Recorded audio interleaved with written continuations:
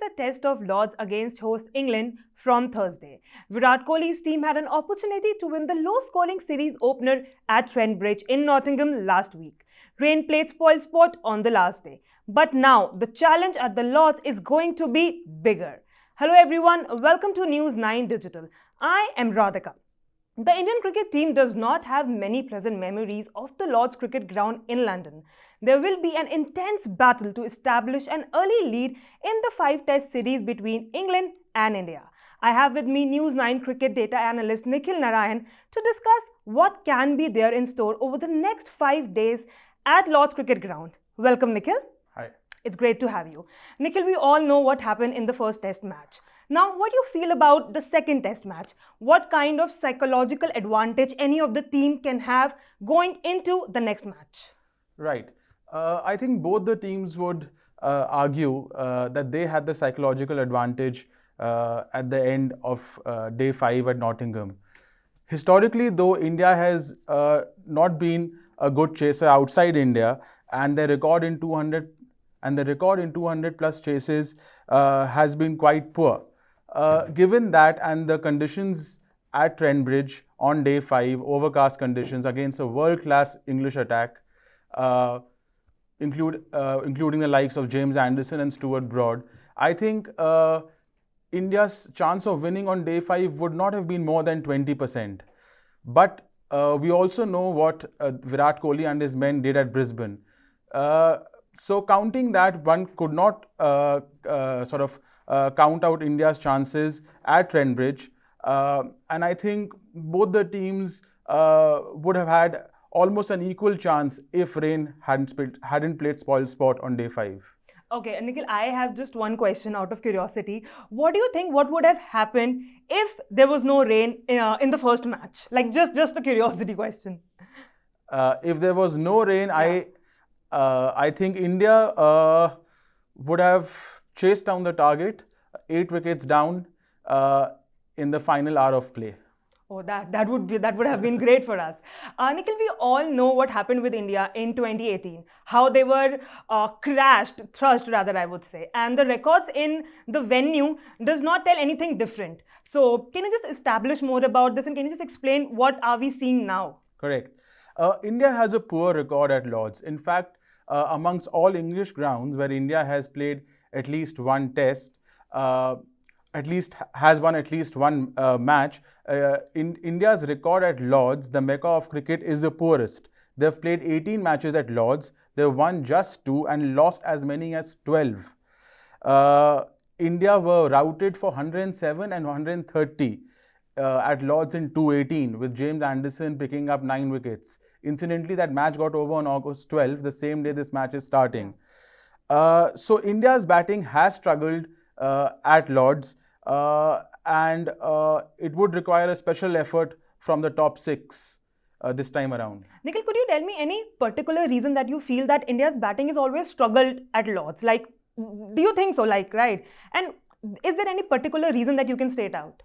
Yes. So since the last decade began, 1st January 2011, Lords has been one of the toughest grounds in the world. Yeah. Mostly they have given green tops. The bowlers have dominated batsmen and the faster bowlers have dominated spinners.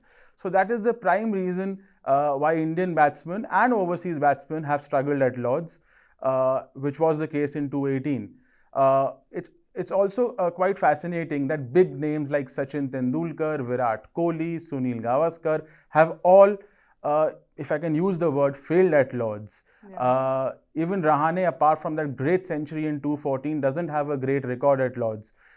Neither does Pujara. So that is a concern for India. The big 3 in the lineup don't have a good record at Lords. Nikhil, as you just mentioned about 2014, we all know that although 2014 was a high point for Indians. Right. So do you think that India can maybe play on the similar lines, or we can expect something like that? See, there were 3 standout performances in 2014. One was Ajinkya Rahane's brilliant century in the first innings under pressure. Yeah. We had lost early wickets. Then Bhuvneshwar Kumar picked 6 wickets in the first innings. Ishant Sharma gave a player of the match performance, picking up 7 wickets in the second innings. Jadeja came up with a fine batting performance under pressure in the second innings. He scored a quick fire 68. Now, India can repeat the heroics of 214. For that, they need to make some, good selections. I mean, if Ishant Sharma plays, he has a good record in England. Yeah, he did. Jadeja is already in the 11. He's guaranteed a spot. So India can take inspiration from 214, forget about what happened in 218, and maybe sort of repeat that performance. Yeah, let's just hope that India is able to recreate 2014 for all the fans out there. Correct. Nikhil, let's talk about the second test match now. What do you think? What kind of team combination can India come up with? Or do you think that Pacers can play well? What's your opinion on this? Right. See, as I mentioned before, Lord's is one of the most favoured grounds for fast bowlers in England. The bowling average at Lord's since 2011 is 29.92, which is the second best for any ground in England. Yeah. Also, the bowling strike rate for spinners at Lord's is a poor 76.1, which is second worst for an English ground. And the bowling average for fast bowlers is 27.56, the second best for an English ground. Basically, what this means is that India will go with the same combination of 4 fast bowlers and 1 spinner. That 1 spinner has to be Jadeja. So, which means there will not be a place for Ashwin unless Virat Kohli and Ravi Shastri spring in a surprise. Shardul Thakur, we are hearing, has a hamstring problem and will sit out of the 11 for tomorrow. So, the chances are that Ishant Sharma should replace Shardul Thakur. There is a sixth sense which I'm getting a feeling that Virat Kohli will spring in a surprise and get Ashwin over Ishant Sharma. So let's see. Right, I want to talk to you about some specific players right now. Right. There are a lot of players who are generally in rumor when it comes to maybe test match or when it comes to, especially playing against England. Right. So tell me, how do you feel? What kind of game we can expect from our captain, Virat Kohli? See, Virat Kohli hasn't got 100 since Eden Gardens against Bangladesh. He hasn't been in the best of form. He's got a few 50s against England and Australia, but he hasn't been the Virat Kohli as we all know. But and he also got out in the first innings, in the first test match quite cheaply. But we also know what Virat Kohli did in England in 2018. He scored 593 runs in similar conditions. He did not get out to James Anderson even once in 2018, whereas he had got out to him many times in 2014. So, I think Virat Kohli knows this is a big match. India had the momentum in the first test, and I think we can expect Kohli to produce a Kohli special at Lord's. Let's hope we all are waiting for him to do that.